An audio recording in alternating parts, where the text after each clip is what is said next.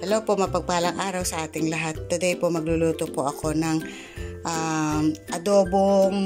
adobong baboy sa kamatis. Nalalagyan ko rin po siya ng tausi. Ito po yung mga gagamitin kong ingredients.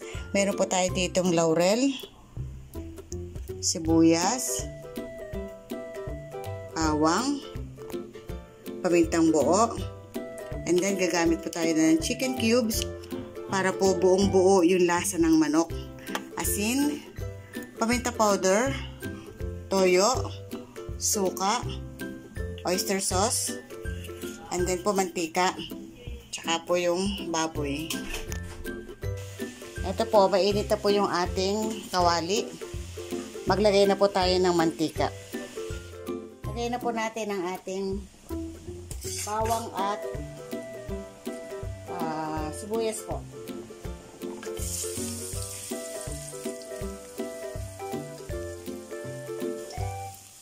Lagyan na po tayo ng asin ng paminta powder. Hot holder. Lagay po natin ang kamatis.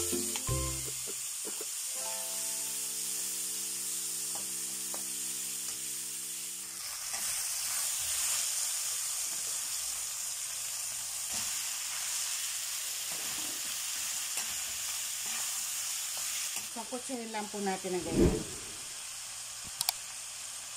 Lagay na po natin itong laurel. Pamintang buo.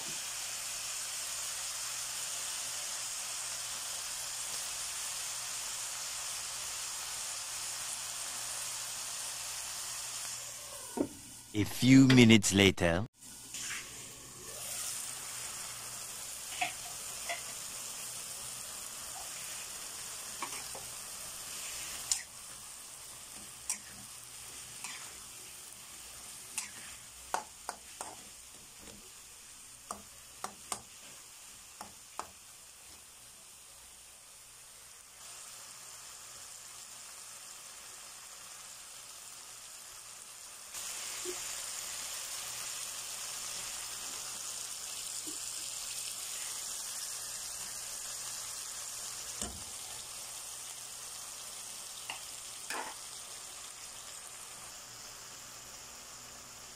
Ito po, lagyan natin ng tubig para sa pagpapalambot.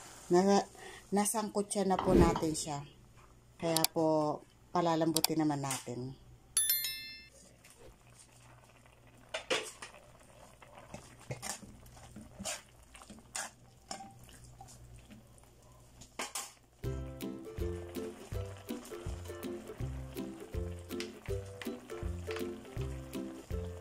Lagyan na po tayo ng suka. Konti lang.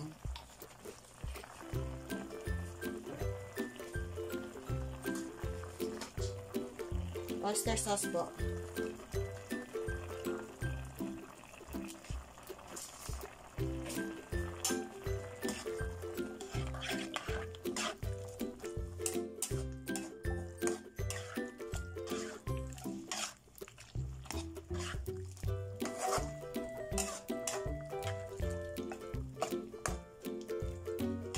Grabe, init ng panahon.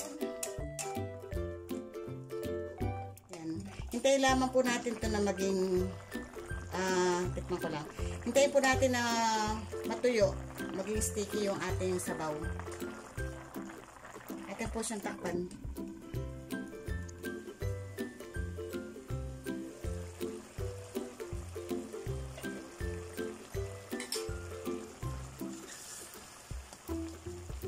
Sticky na po yung sabaw niya.